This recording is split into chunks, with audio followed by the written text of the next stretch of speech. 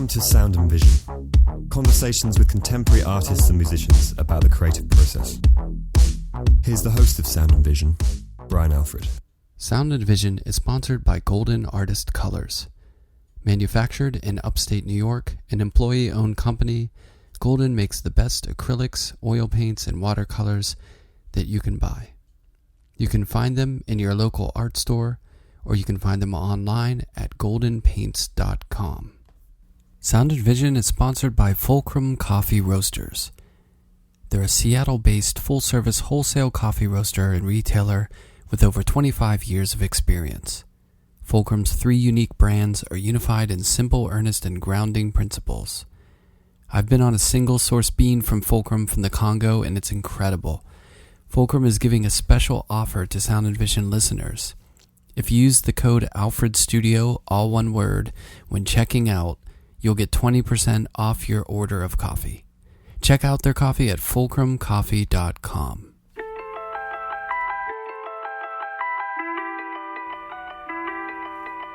Matt Bollinger received his BFA from the Kansas City Art Institute and his MFA from the Rhode Island School of Design. His work has been exhibited in solo shows in New York, Los Angeles, Paris, and London. Recent museum exhibitions have been at the South Bend Museum of Art in 2020, the Schneider Museum in 2018, and the Musée d'Art Moderne et Contemporain in Saint-Étienne Métropole in 2016. Residencies include the 7 Bellow Arts Initiative in Burlington, Vermont, the Fine Arts Work Center in Provincetown, and the Sharpe-Walentas Studio Program in Brooklyn. In 2016, he received a NYFA grant in painting, and he's represented by Zürcher Gallery and Mother's Tank Station and lives and works in New York State. I spoke to Matt about Kansas City starts, playing the cello and pretty well, painting and animation and the link between, his just-closed Dynamite solo show at Zürcher Gallery, and much more. Here's our conversation. Where are you now? You're in the city? I'm in Ithaca. You're in Ithaca, okay. Yeah, because my partner teaches at Cornell. She got this sweet tenure track research position, so we moved up here. She's in landscape architecture, so they require their studios meet like 3 times a week. So right. With multiple classes, she has classes almost every day, and yeah, it was kind of getting unreasonable to have her driving. Right. Yeah. Commuting. Yeah. Well, how far are you from where you're teaching? It's less than 4 hours. Okay. But I drive down. I stack up my days and I drive down, and then I sleep on a friend's couch who's very kind to me and lives in White Plains, which is near school, and it works out okay. Right now it's remote, so I have a little window without too much commuting. Yeah. Well, here's what I've garnered off the internet and what I know so far, other than I really like your paintings and your work, is that now I know that you commute almost 4 hours to teach. I teach at Penn State, but I'm based in Brooklyn, just under 4 hours. You do painting and animation, and you supposedly like sound and music, and you're, I think there's enough here to enough parallels to go. Yeah, absolutely. I didn't realize you were traveling that far. It's a very similar drive, I imagine. Sorry for you though. Oh, I love driving. Well, you do? I'm remote. Yeah, I'm remote. I had a course release before the shortened semester where we all went to spring break and never came back. Mm-hmm. And then I've got sabbatical next year. So I'm nice. For now, I'm blissfully escaping that commute for a little while. But although I do love driving, and this podcast wouldn't exist if I wasn't commuting there and listening to podcasts and thinking why aren't there long ones with artists like this? Yeah, for sure. I do very long novels. I'm like, what's the longest novel there is? Right. It makes it easier, so you don't have to keep turning over content all the time, right? I don't want to feel like I don't want to be aware of the time passing. I want to know that I'm in the middle of like a 44-hour audiobook, and it's going to take me several commutes to finish it, so I just get lost. I mean, a lot of the literary novels I like are terrific, but they're like 6 hours long, and it doesn't even it's not even a there and back. So I'm finishing. Oh wow, it. That's impressive, because I will listen to a podcast where it's like 3 hours. And I'll think, oh, this is great, you know. And if I listen to one that's like 30 minutes, I'm like, that's too short. But you're going for the deep cut with that. I'm the next extreme. You're talking weeks of like a commute with one book, right? Yeah, because I listen to them in the studio too. I like to, not when I'm animating, but when I'm painting, I like to listen to audiobooks. It just like shuts off the inner critic voice that tells me not to do everything. Instead, I'm just like, that part just goes and has a good time reading the book, and then the paint brain goes off in the other direction. So yeah, I don't want to like get, you know, whatever, 10 hours into the book, and then I go into my commute and it's gone in an hour, and I just don't want to let it go. I love I don't know, when I get into a book, I like feeling I can trust it. You know, it's like there's that place I can go that I want to go. I mean, I guess this is more like escapist reading, but I think I can have my escapism and still have good content. Yeah, for sure. Yeah. And isn't it funny that we once paid to have people turn on our painting brain and to keep criticizing us, and now we pay other people to take our brain away from it? Yeah, just shut it off. You know what I mean? It's like, I don't need it right now. Like, there's too much going on. I need to shut off the painter brain and just go into like bliss mode. Totally. No, I still have all those. I don't know about you. I have undergraduate professors who are dead in my brain telling me criticisms about, you know, like repeating criticisms from 1999. They don't apply anymore, but they're still around. Well, I mean, we could go deeper. I have that from my parents or my dad, you know. Don't do this or don't do that, you know, and then I end up telling my kid the same thing. So it's, yeah, those and as a teacher, you probably feel this too. When those seeds that are planted that last forever, I like wonder if some of the things the drums that I beat to my students of like, you got to do that, you know, you got to be in there working. And if that seed is planted for them too, I hope it doesn't become traumatic. I know. Yeah. I try to be aware of the traumatic lessons imparted when I was younger and not repeat them, but it's hard. It is like parenting. Because I find myself, that's even more scary, because I'll find myself directly, I'm like, oh my God, I'm my father. I have to stop. I have to not do this way. But you know, I don't know if you feel this, but my students are. I mean, the academia or the art school is so different now than when I was in school. 100%. The arguments and the conversations are just completely changed. It's so much less of a simple polarity. I was always having to get into debates about representation and abstraction. It was just it seemed that just seemed so stupid. Right. But people felt very passionately about it. I know it's a whole different. I remember, you know, it was funny because when I was in grad school, I wasn't even using the computer. It just loosely looked computery, and people were offended. You know what I mean? Like, I remember in one crit, one of my favorite teachers, she was kind of, I only had a couple like supporters, people who were sort of behind me, and she would always say, I don't really know what he's doing, but I think that he's on to something. I think it's good. But everyone was like, no, this is way too future looking. It's funny because it you know, now it's accepted. Like, there's new media with, you know, I teach digital painting this semester, you know. Oh, for sure. I mean, and I've been doing that too, and I do animation and I teach animation now. That is the nice thing about my job is they've really like made space for me to create these courses that are really close to my interests. And so there wasn't an animation class in our painting department at all until I just started making animations, and then they had a weird amount of faith in me that I'd be able to also teach it. Right. And but it's working out, and it's super fun, and it means that all those, not just the boundary between digital and analog becomes very porous, but the old debate between like illustration and fine art it just is all dissolved. It's kind of a relief to not have to just like, I don't know, get to the human stuff that I think interests me far more. Definitely. And it's like when you come across the inevitable faculty who's been around for like 200 years and they have those antiquated ideas of silos and stuff, it feels like the racist grandpa or something. You know what I mean? It's like, oh, if really we're still going to believe that stuff, but feel bad. It's just, it's completely changed and shifted.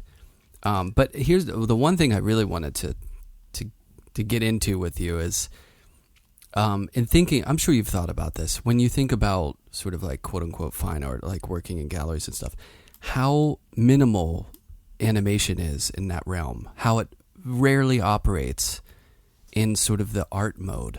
You know what I mean? It's always, or not always, most of the time it's got narrative, it's got this connection to whatever. I mean, it makes sense because I guess that's the history. Well, not necessarily, but a lot of the history of it is in that realm, but it's interesting how few people do it in that setting. Don't you think? Yeah, I totally think that. And I sometimes when I talk about my work at, like when I visit other schools, the students are really excited because they're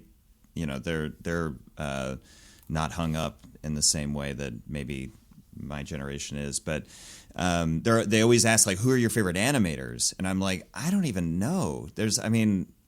I could name a few, but they're not necessarily artists. I mean, like, they're not making work for the gallery world. They are artists, but right.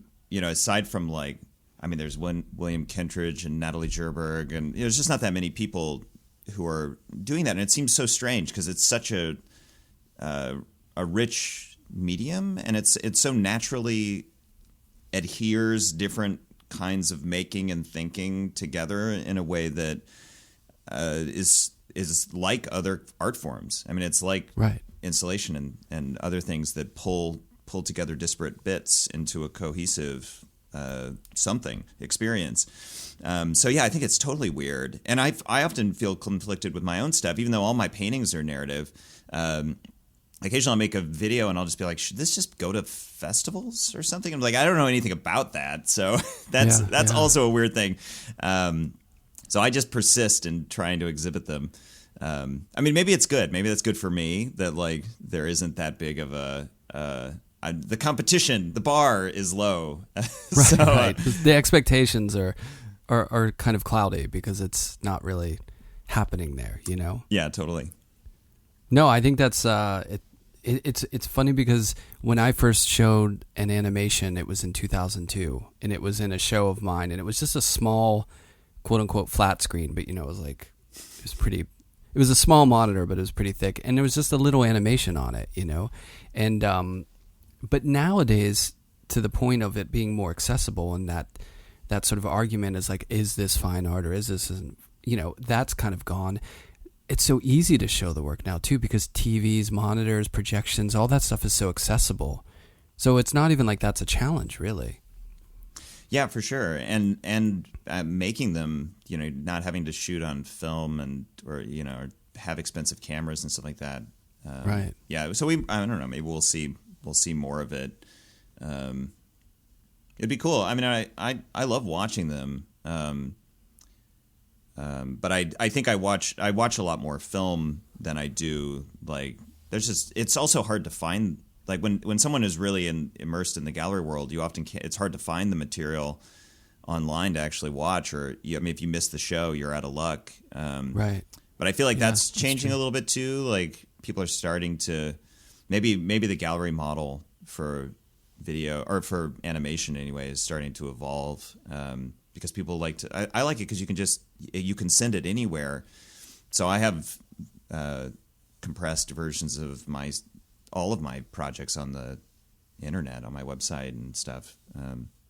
Yeah, it opens up showing to, I've been lucky enough to show animations in like storefronts in Australia and from Times Square to like, trains in Japan and all over the place. And you can never do that with painting. Now, I didn't start animating thinking that. It was just kind of a nice byproduct. It's like, oh, I could just send a file.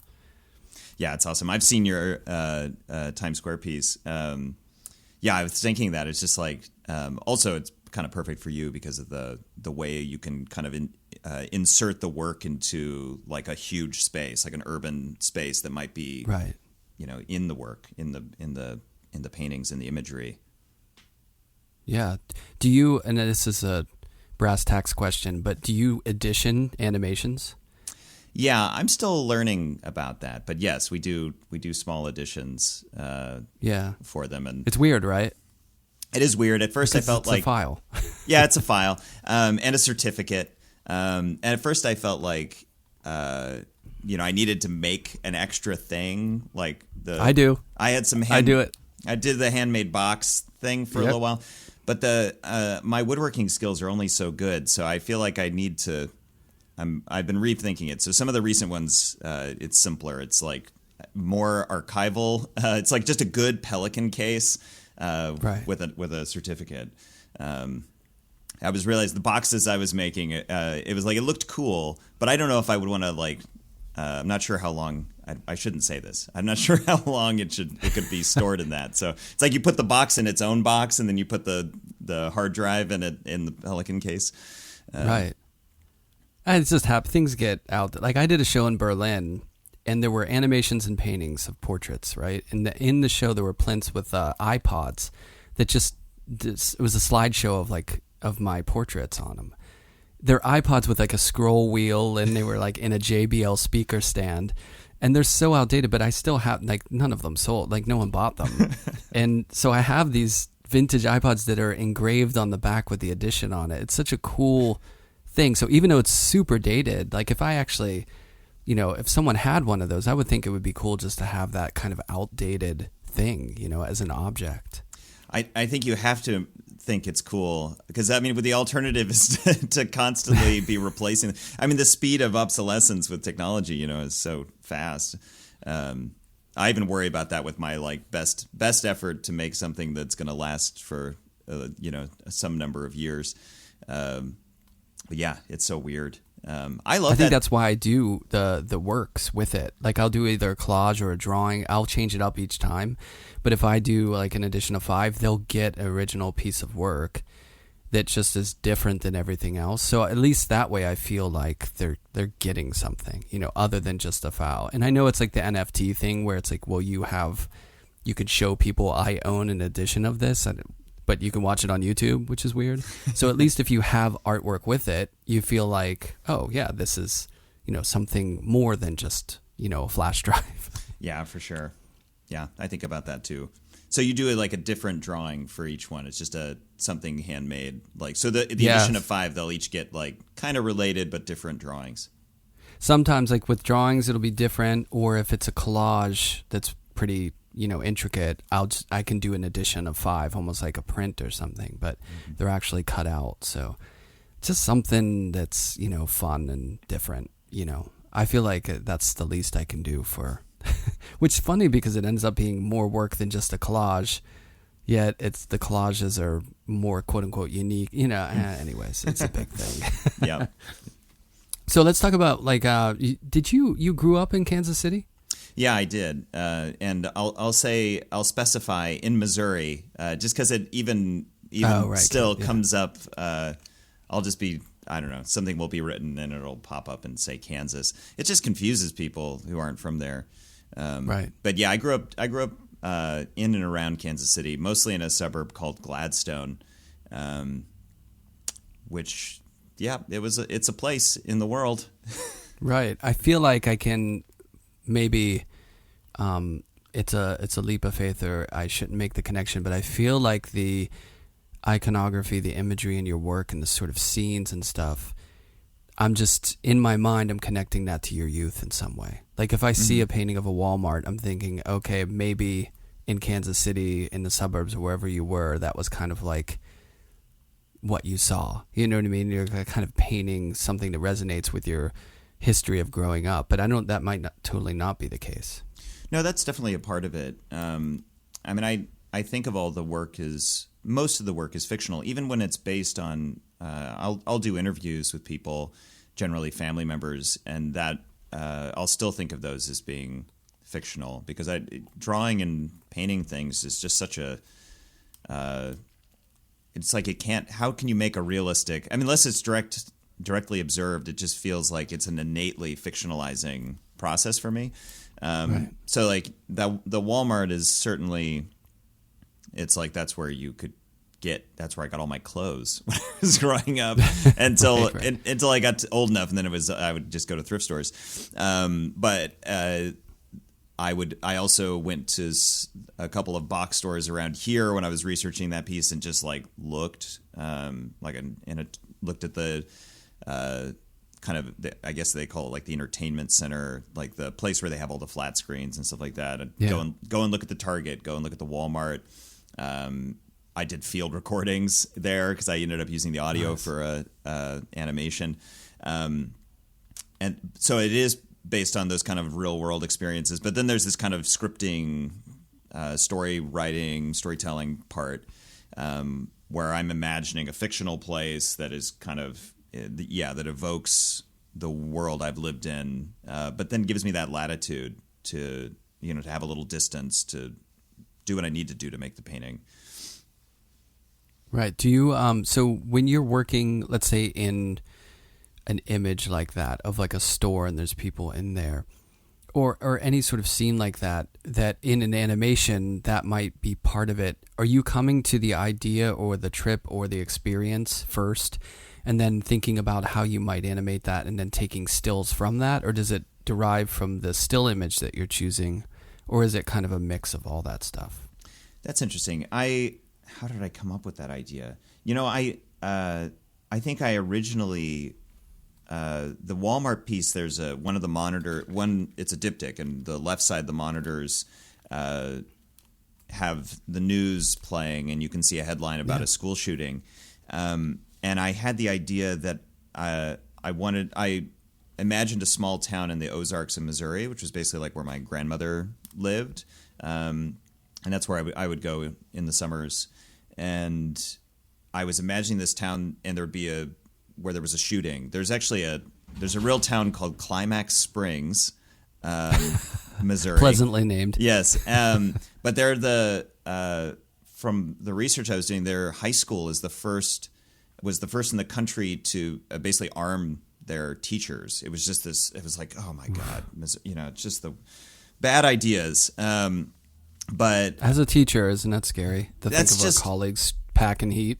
Just horrifying. They were giving there's no need to do that. They were giving firearms training and stuff like that to the high school teachers. So anyway, I was thinking about how ubiquitous shootings are in this country, and I was writing this in. I will start sort of thinking about a scenario, and then it'll often kind of live in my head for a year or sometimes 2 years before I start fleshing it out more. And it's like it has to survive that incubation, that like brain time. Like if I lose interest, then it's great. I didn't waste any time. I just thought about it for a little while. So as I was thinking about that scenario, and I had this idea that there'd be like this town I could go back to that was a fiction, and sort of compositive experience, and I could keep putting things in this town, and I could have new characters with every animation or every painting, but they would still be held together by the context. And when I thought of the shooting, it became like a link between. It was like shared experience that people had. Right. So I was thinking about places where you would like maybe that are not good places or like ideal places. I don't know if there's an ideal place to hear about a shooting, but places where it would sort of jar you. So I had this idea that a character who worked at a Walmart would be just sort of in the middle of a kind of just a very routine day, and then is kind of jarred out of it by 20 monitors announcing the shooting all simultaneously. So I made that one. I ended up making the animation about that character first, and then I spent another so many. I actually finished. I finished the animation in 2020, but everything got screwy in terms of the timeline, because that animation I sort of almost finished, and then it sort of sat 95% done until I made the other two that relate to it, and got, I wanted them to all finish at the same time, because they were meant to be seen together. And while planning all of this, I made these huge drawings that are so there's a drawing that's the same size as that diptych. So it's like 12 feet wide pencil drawing. And that was helping me like think about the places and all of that. So that was done in 2019. And then after the animation finished in 2020, I made these paintings this big diptych last spring. That was a very roundabout way of answering your question. No, I like that. It's cool to hear that, and I totally get it, because a lot of times people will ask me, oh, do you do like a drawing, a collage, then a painting, then an animation? Like, is it this order? And it's never like, it's always this weird, random, circular, like this influenced that, and sometimes that starts this, and it's never just one direction. So it's nice to hear that you're probably doing a similar kind of like non-linear approach to it, Mm-hmm. Like, I'm sure at one point, well, maybe not, but you could possibly have done an animation and then there was an image in that you just felt like, oh, that's got to be a still image, mm-hmm. or vice versa. Like, you're just thinking about a still image and it's just, this needs like a narrative, or it needs time introduced to it. I think that's the beauty of working between the two is, the still image gives you this really impactful kind of like, you have to focus on what this moment is saying. And then the motion gives you time, energy, and then sound is a huge difference in the image when you add that element in. So it's kind of like nice. They both do two very different things, but they're very similar in a way too.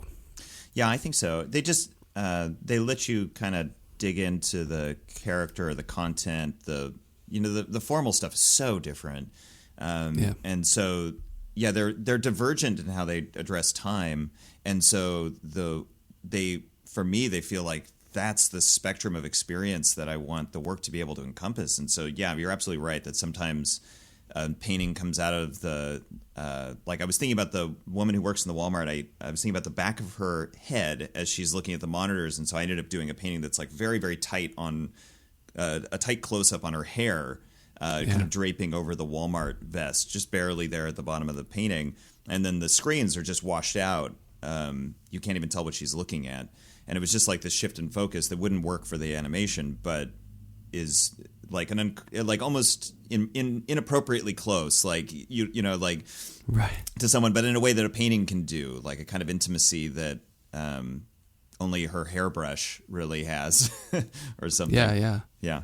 And what's cool is if you see that animation and you see that painting in the same show, it almost puts you in the scene in a different way, because you are closer to that person. You have a different kind of relationship to the image of that person.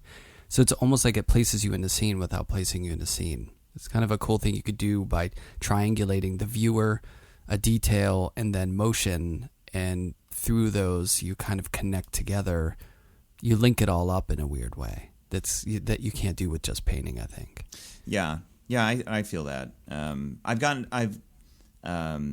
When I first started doing these bigger animation projects, I think I was very deliberate about, okay, certain things can't happen in the painting because they're going to happen in the animation. So like, I did a whole bunch of paintings that I had 2 shows with almost no figures in the paintings. I sort of took them out, and the idea that you kind of like interact with them in the animation, you'd walk out and it was almost like you walked into their living room, and they're just in the they're just off frame or something, because of I don't know, there was something about like being able to walk in.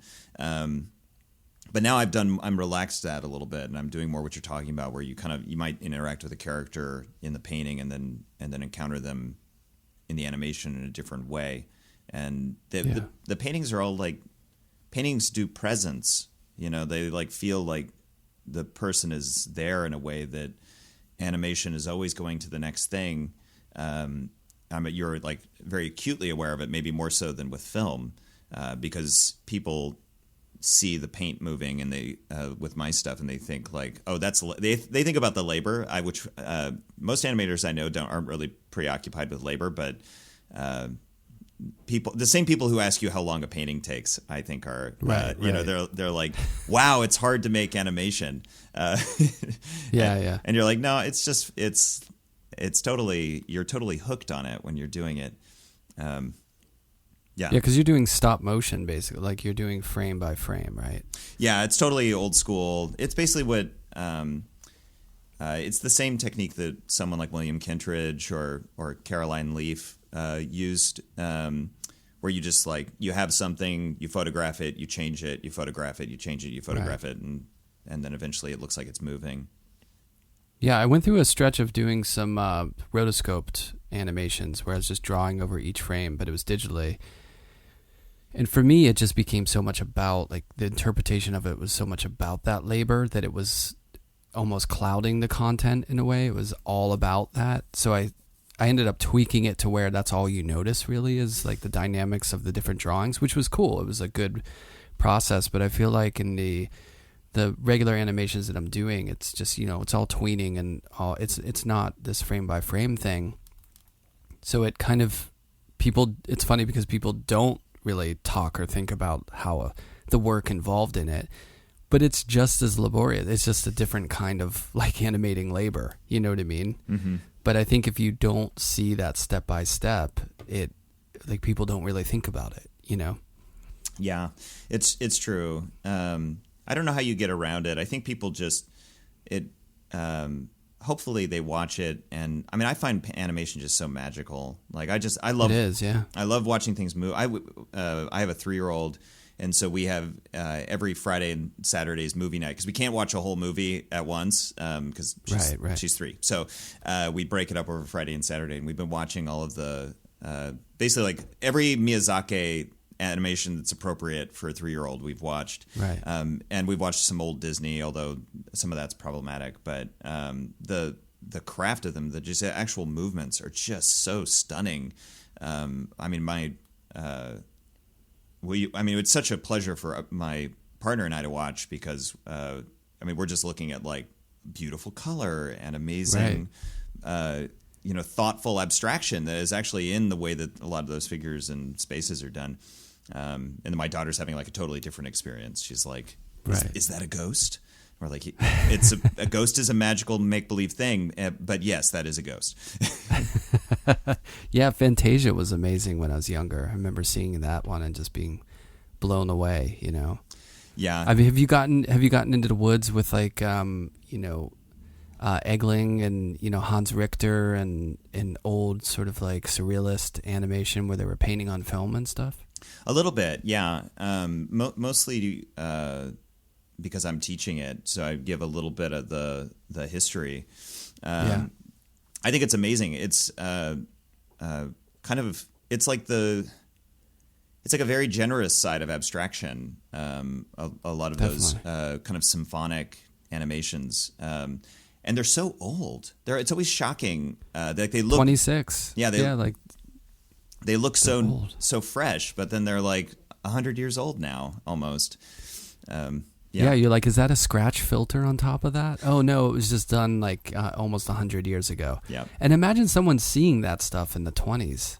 I mean, it must have been blown away. It's just like, what the hell is this stuff? I think that's maybe why they were able to get away with so much, is because there wasn't more than 100 years of film history behind them saying you can and can't do certain things. So it was like, look at this cool magic show that we're able to do. And maybe the audience was prepared by having seen like vaudeville shows and shadow plays and, all of the kind of like the stuff that predates cinema. Yeah, like a zoetrope. Those things blow my mind, man. Yeah, for sure. Crazy looking. It's just like you can't imagine that. Like, I'm sure the first person who ever saw that when they invented the thing or when it, was not known in public consciousness, and you see that, it just blows your mind. You just can't believe it. I don't even know how you figure it out. But it's just a complete agreement. Amazing things. Yeah. So, and then when I started looking at that kind of like old abstract animation, I got, the rabbit hole of like John Whitney and like looking at the stuff when like computers started to get introduced to it. It's like amazing.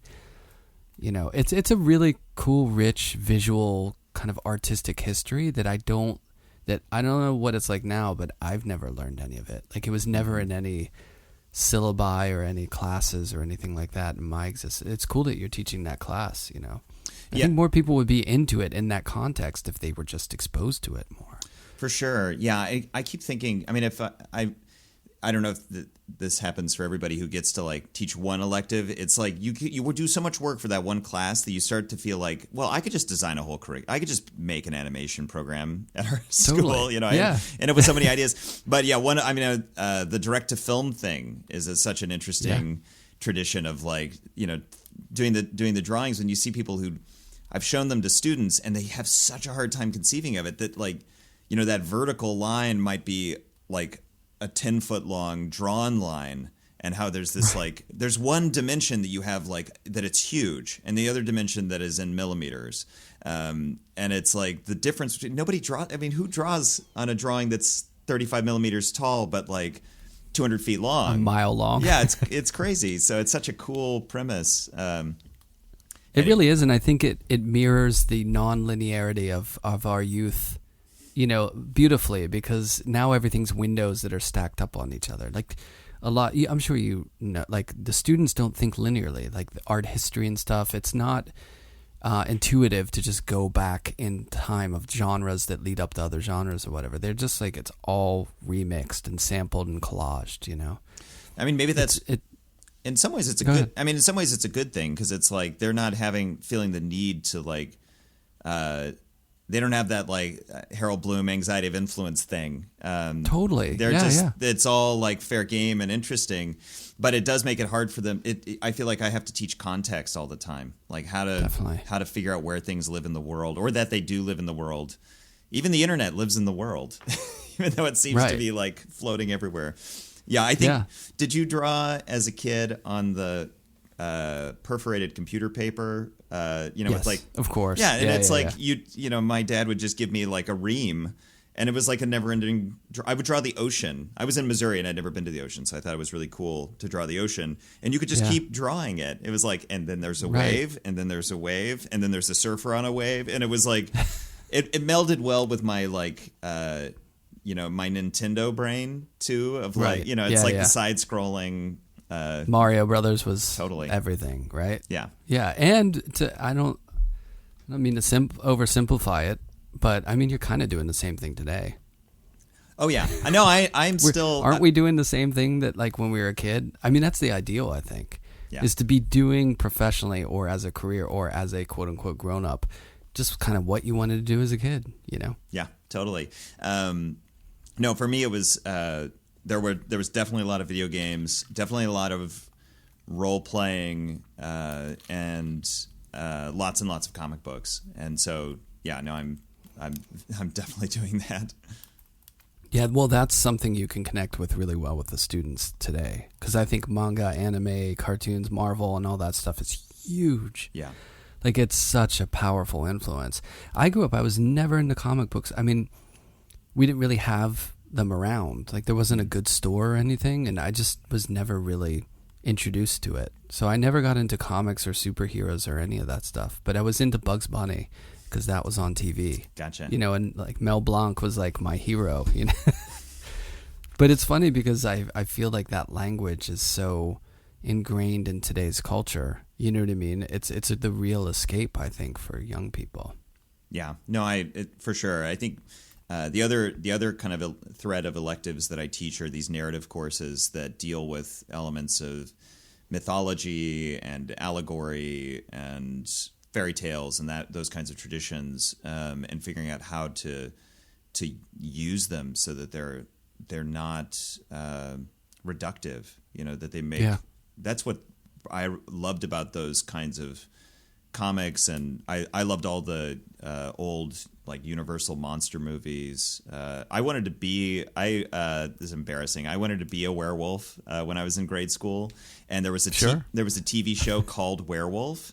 And every time the full moon would come out, a pentagram on his palm would which was like scar tissue, would just start bleeding. So I would draw. Oh, that's dark.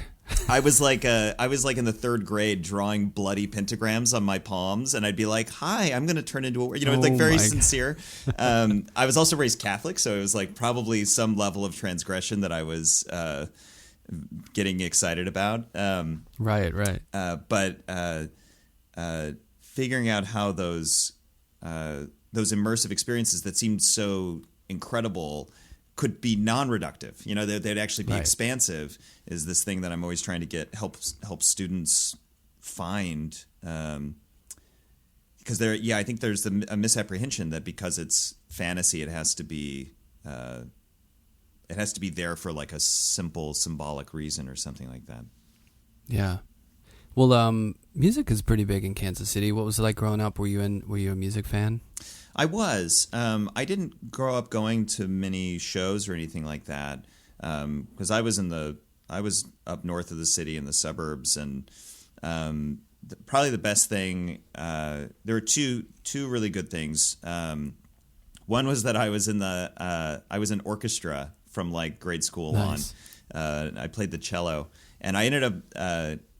I was like solidly okay at cello. I was like all state my senior year, but I really loved it, and I feel like it taught me how to take a thing and really really focus on it, and how it could, like, your whole life could be shaped around that thing. The practice of like, I need this time to rehearse, and then I'm going to meet with these people, and we're going to work on this quartet, and then there's this group that I'm in, and we're going to play, and then I'm going to drive to this other group that I'm in. And I was in all these different orchestra groups, and it's like this. The reason that we teach it to kids is it like teaches discipline and appreciation and all this stuff, and it actually really worked on me. And I was like, no, it didn't actually do that. It was too profound to seem planned, but it was really amazing.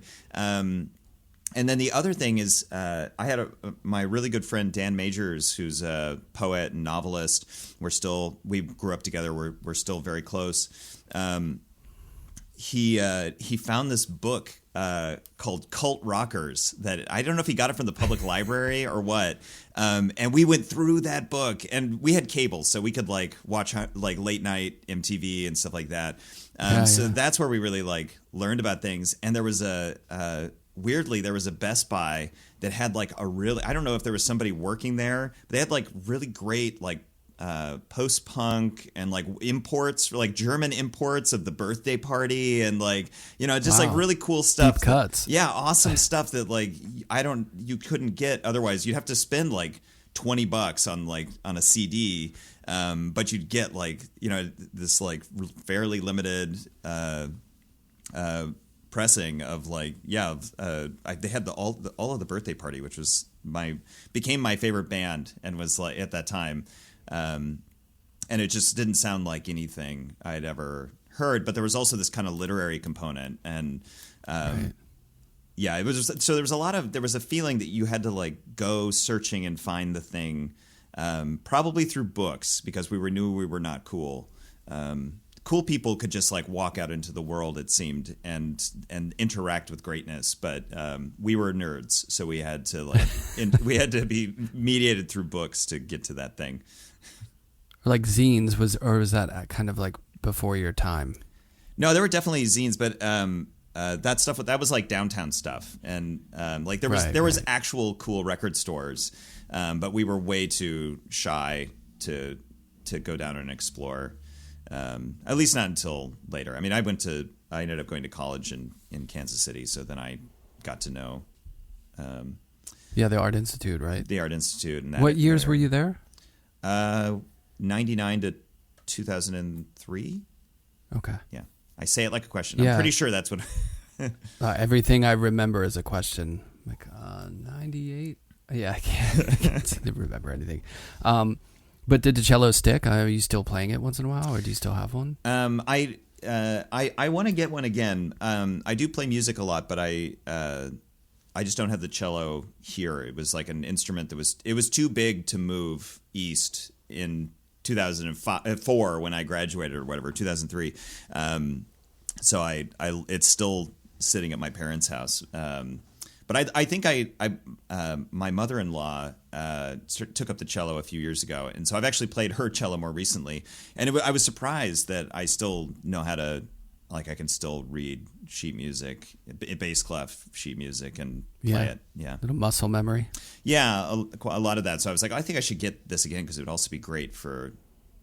It's such a awesome sound, and so being able to incorporate that into some of the animation scores would be, I think I'd be really into.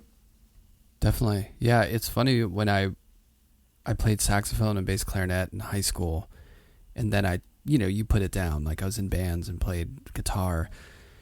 And then in grad school I was in a band that it was like a side band, and we played sort of like a sort of not authentic version of Latin jazz, and they were like, oh, you play saxophone, let's do that, and I picked it up, and I was surprised that like I could actually still play the thing, even though I wasn't like keeping up with it really. It's got a certain amount of muscle memory that goes into it. But the band that I was in, the sort of first team band that I was in that recorded a couple records, we had a cellist. Oh, cool. Yeah, and she started in playing bass in one of the most underground starting all-girl punk bands in San Francisco way back. Like, and there's like a book out about them and stuff. But yeah, it was like, she went from cello to punk back to cello. That's awesome. But yeah, I spent a lot of time with the cello. I always, I remembered when the Nirvana Unplugged performance came out or whatever, there was a cello, and I was like, this is so cool. Maybe at the time I thought it was not cool, but I was like, or maybe I was suspicious of it. But now I think it's cool. And there's all kinds of cool experimental cello. I like Arthur Russell a lot. His music is great.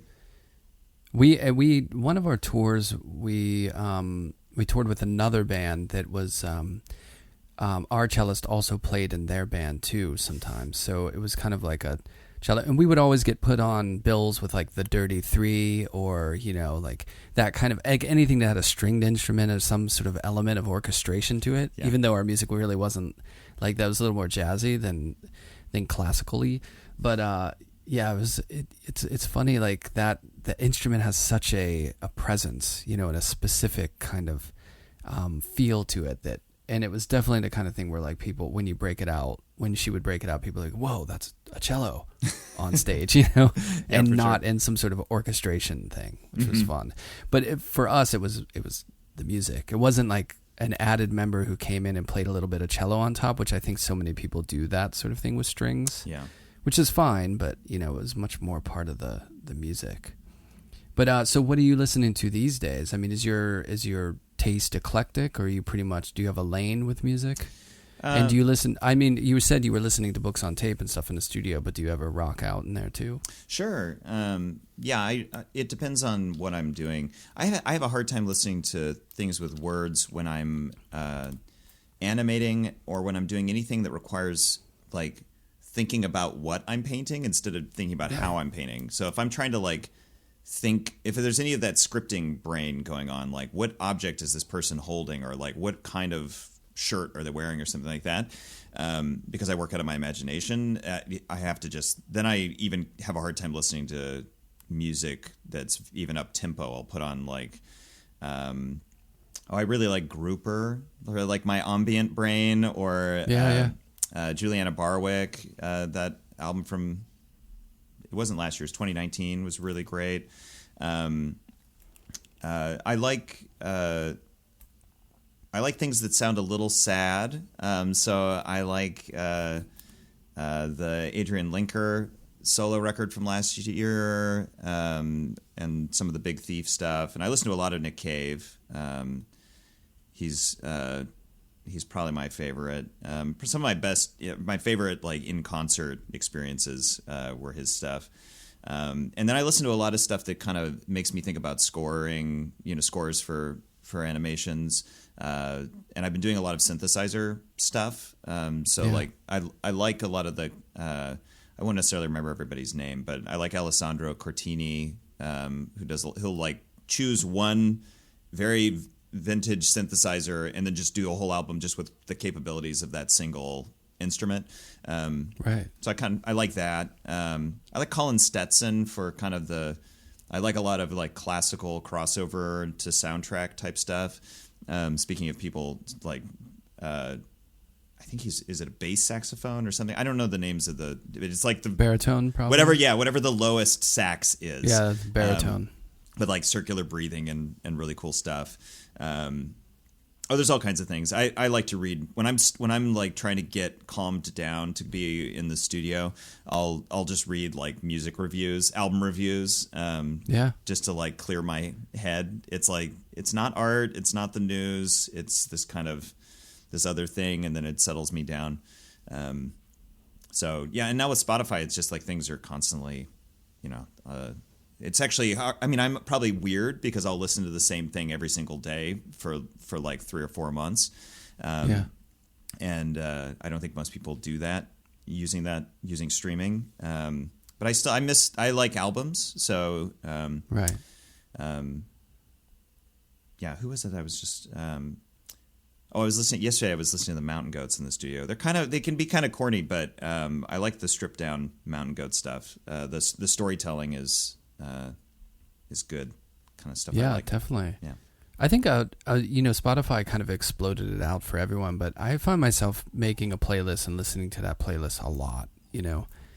Like I'll just get in almost as if it's an album. Like I'm curating it. It's almost like a mixtape, and I'll just play the heck out of it, and I just feel like, oh, this is a good dynamic for whatever I'm doing at the moment, and I'll listen to that like crazy. But it's just, for me, it's like Kid in a Candy Shop. I mean, I listen to pretty much every kind of music known to man, so there's just so much on there. I feel guilty because it's like I got to take advantage of all this stuff. I have that Napster brain. Yeah. Like, because whenever I first, I don't know, it was a few years after I moved to New York, I remember finding Audio Galaxy, which was it was like before Napster, but you could just basically download. It was a server. You could download everything, and everything was on there. Yeah. And it was like a Kid in a Candy Shop. I was downloading things, but I would just stream a lot of them too off of the file, not download it. And then one day they shut it down, and I was like, oh my God. It was so sad. Like we never foresaw like Apple Music or things like that, to where, remember when you used to have to pay for a song like $1 a song before they made the streaming services. So it was a crusher, but yeah, it's just so much to listen to. It's really great. Yeah, for sure. I still have a hard drive somewhere with like 100 gigabytes of downloaded music on it, and it's like I'm not gonna, I might need it, I'm not gonna delete it. Right. Hold on. Well, I have a giant box of CDs like that, or a few of them. Yeah. And like I doubt I'm ever gonna play those again, but I can't throw them out. I can't some of those were so hard to find. Yeah. Exactly. And I have a modest vinyl collection that just lives in our living room right now. It's I'm a little afraid to put them on with a 3-year-old dancing around, because I can hear the record scratch as she pirouettes into the turntable. But yeah. That's a risk, I guess. Well, you got a couple more years and you'll be in a safe spot, ideally. Yeah, I hope so. Yeah. Or maybe I just move it into the studio. Not that she doesn't come into the studio, but it's a safer bet. Yeah. Yeah, for sure. So, can you talk a little bit about the show at Zürcher, like the one that you just mounted recently? Sure. Yeah, it's a little unusual in just my recent years because there isn't an animation in it, even though it's kind of coming from that same world for me. But a couple of years ago, I stopped. I had been animating directly on the canvases, and so I would do like a 7-foot painting, and I'd animate on it, and then I'd show both the painting and the animation, and I separated the two processes, and it really like got me excited to think about what painting could do, and when it doesn't have to multitask, right, and it was such a pleasure, and it also happened, corresponded with me becoming a dad and needing to restructure my time, and then the pandemic happened, and that required that restructuring had to happen. So all of that went into why the show, or sort of how the show is shaped, and maybe the emphasis on painting and on and why the characters are so prevalent. But I've been working with kind of working class white America, Midwestern America, and a lot of at various moments in recent years. I mean, it comes from my family background, and I've always been interested in the way that a job is like how you define yourself. Which is weird because I'm an artist and this is like it's really what I do, but I'm a teacher. Like that's the profession. Quote it's unquote. the profession. So it's funny that I have that built in, and then I did this other thing. Maybe that's why I always feel like I'm playing hooky when I go to the studio, right. Which is kind of a fun. Maybe that's a good feeling. Maybe that's a feeling of like freedom that comes with the studio. You're breaking the rules. Yeah. But anyway, I was thinking about how many all the people out of work, and specifically like I was thinking about this idea of like being put on pause or on furlough, where it's like you can't even collect unemployment. It's like you're not even unemployed. You just can't go to work. And so I was relating to that. I think we all maybe were relating to that this year of being in a kind of uncomfortable stasis. So I wanted, that was kind of the initial site out of which like the paintings were coming. And I also, I had a show last year and when I, at M&B Gallery in LA, and I was, there were these men that started appearing in the work. And part of it was like at the time I was thinking about fathers and sons, and maybe my own, everybody, I don't know if, maybe not everybody has a complicated relationship to their father, but probably, a good share. Whenever I meet people and they seem just like to have such an unencumbered relationship with their parents, I'm just like, your parents must be geniuses of like parenting or something that worked out. Right. But anyway, so I was thinking about fathers and sons and things like that, and then looking at white working class men, baby boomer men, in the midst of Trump and the year we've gone through and the years preceding, it just became very complicated territory to try to paint, and so I was excited by that I could paint these situations that had a lot of valencies of experience going on all at once. And so the show started emerging first with these male characters who were furloughed. I was picturing like a work crew, like a road crew who, were all furloughed and then like go down to the water to like drink a bunch of high life in the bed of a pickup truck. And as the show evolved, I started kind of expanding out from this central moment, and brought in more characters, and kind of eventually arriving at back at the Walmart. This character Janet, who it's one of the only. There are two paintings in the show that had masks in them in some way, and this one is the only one where someone's actually wearing a mask. It felt weird to paint direct signifiers of the pandemic. It was like, right. I don't know. I don't know if other people have felt this, but it's like makes it so real. Right. It's like now it's in the record. Now it's like in my work.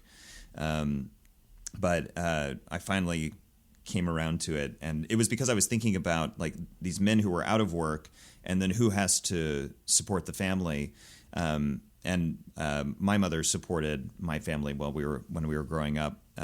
She was the primary breadwinner. My father always worked, and most of the time worked, but she has a more advanced college degree, and so she's a physical therapist, and would support us. And then she would come home and cook dinner, and she was extremely hardworking. Is an extremely hardworking person.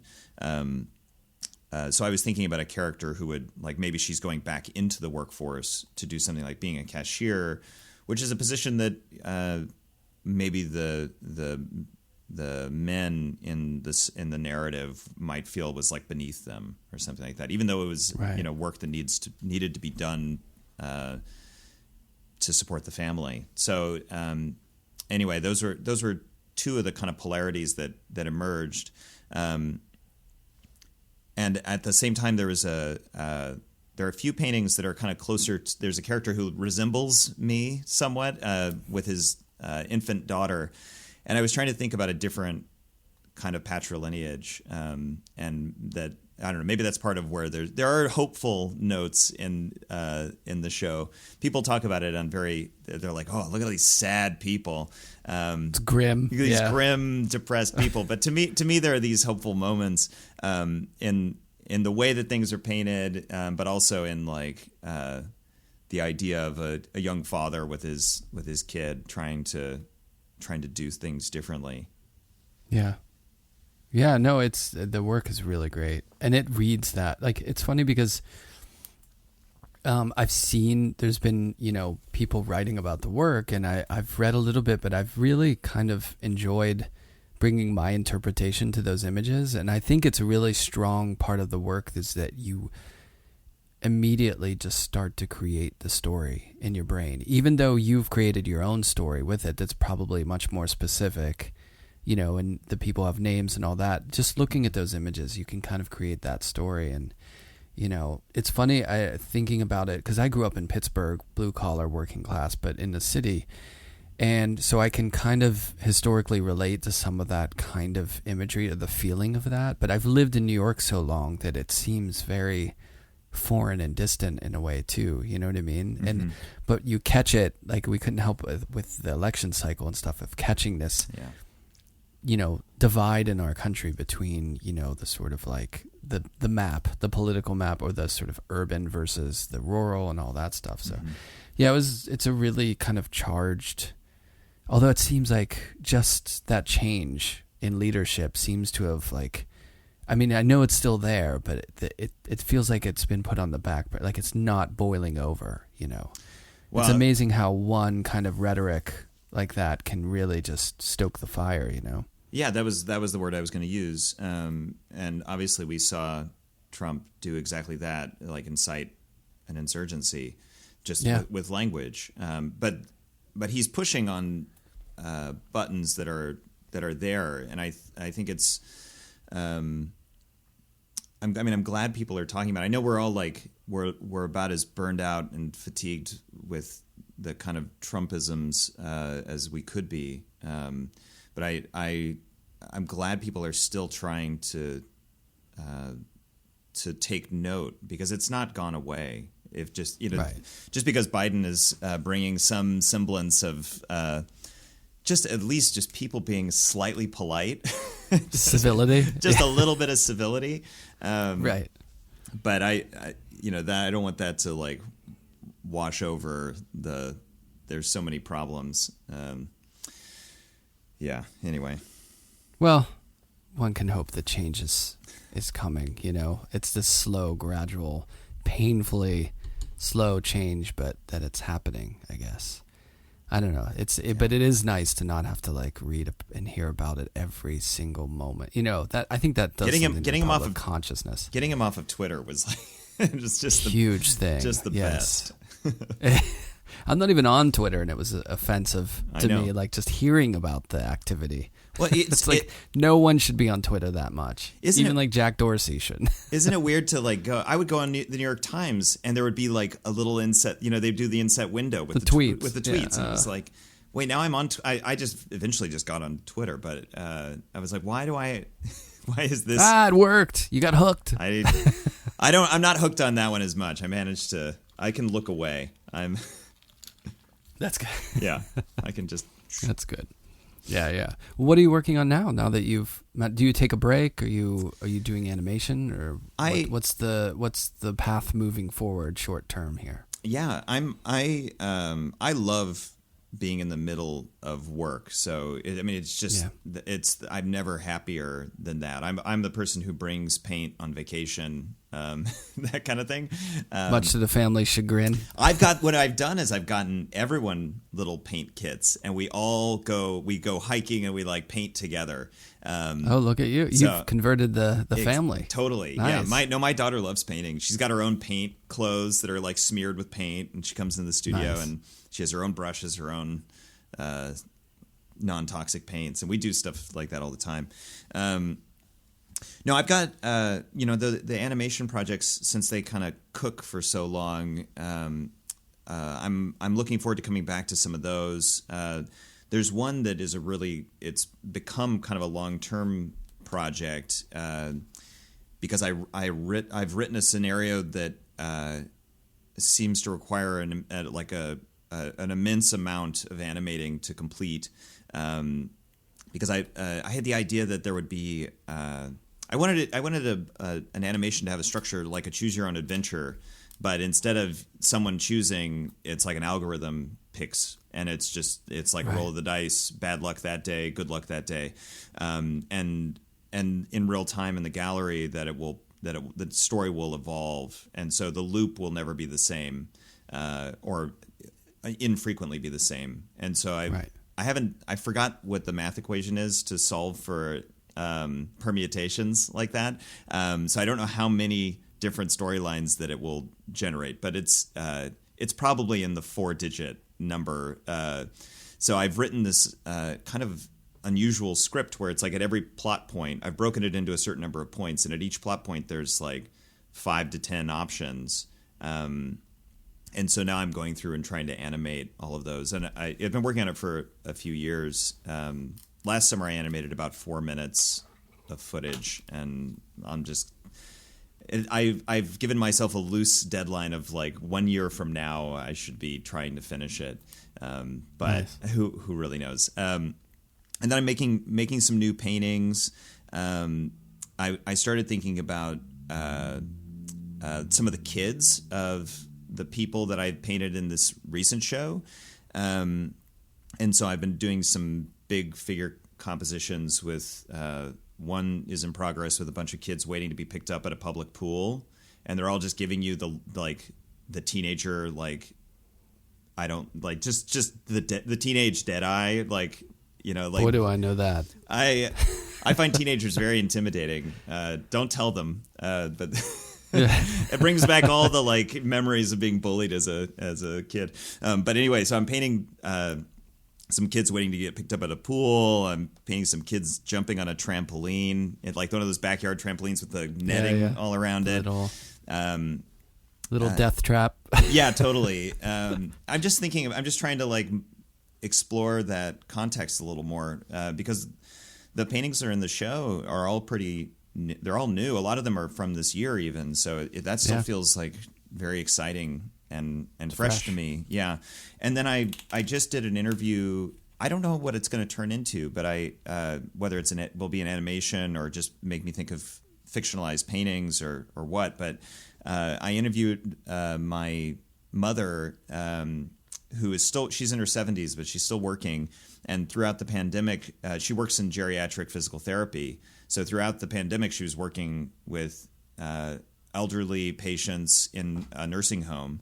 And then that nursing home became the nursing home where the corporation of nursing homes would send COVID patients. So then my mother became the primary physical therapist for COVID positive elderly people in the northern Kansas City. And and she worked with them all through until January. And the day before she was supposed to get her vaccine shot, she tested positive for COVID. And then she had COVID, and it wasn't a very severe case. I mean, she still doesn't quite have her sense of taste back, but she recovered. She was just very tired. But then my father got it. They're together, and he's a lung cancer survivor. So he's also in his 70s. They're both lifetime smokers, so they're just like very high risk. And then he did okay. So it was like the best possible scenario for getting COVID as a 70-year-old ex-smoker.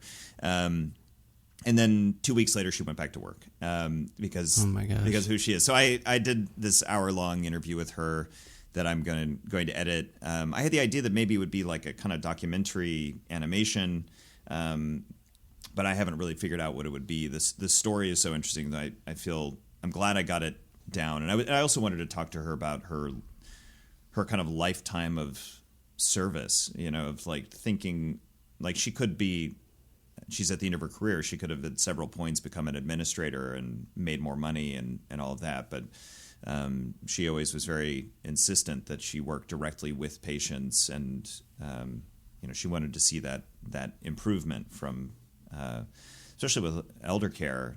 Somebody comes in and it's like their ability to get better is limited. Definitely, and that just seems like one of the hardest career paths in healthcare. But she has this dedication to helping people, and I've always really admired it. She's also very devoutly religious, and I was interested in the way those things went together. Right. Because there definitely is in my work, there's definitely there is a subtle Catholic thread.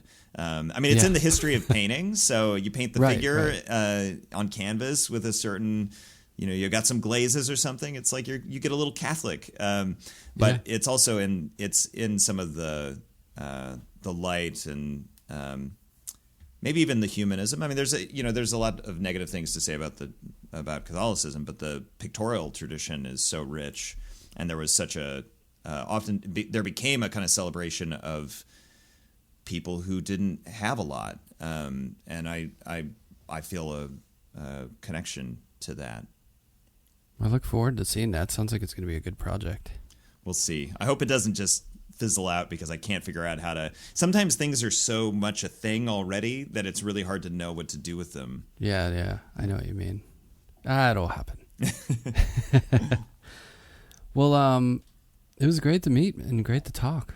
Love the work, and it's the show is amazing. So congratulations on that. And people can just find you on your website and Instagram. Is that the best places? Yeah, for sure. My website's just my name, and then they can see images of the show at Zürcher Gallery, their website. And I also have a show in London right now at Mother's Tank Station, who's newly representing me. So I'm very excited about that.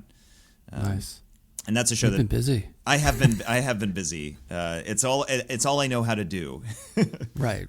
Yeah. I'll join you on that one. Yeah. It's it feels good to be able to work, to make things. No, I feel very, I'm so grateful that I get to do this. It's such a cool, I'm sure you feel that too. Definitely. 100%. Well, great to meet you, man. Thank you. Nice to meet you. Yeah. Thank you for having me on.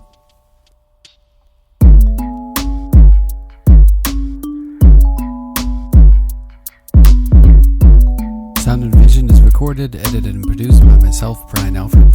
Many thanks to Lullitone for the intro and outro music, Michael Lovett for the introduction, Golden Artist Colors for their sponsorship, and our new sponsor, Fulcrum Coffee. Check out their website. If you type in Alfred Studio as a promo code on the checkout, you get 20% off. And if you're a fan of coffee like I am, it's my one vice, the thing that just keeps me going. Morning, noon, and night. This coffee will not disappoint. Trust me, it's really great stuff. So Fulcrum Coffee Roasters, check them out at fulcrumcoffee.com. Order some coffee, enter that promo code Alfred Studio, and you get 20% off. You won't be disappointed.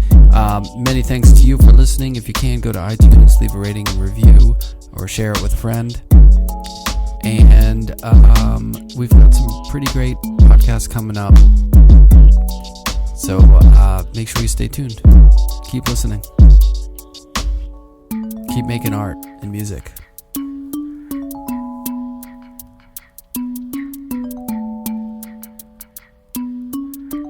Keep wearing your mask too, for a little while. Until things are all, cleared up.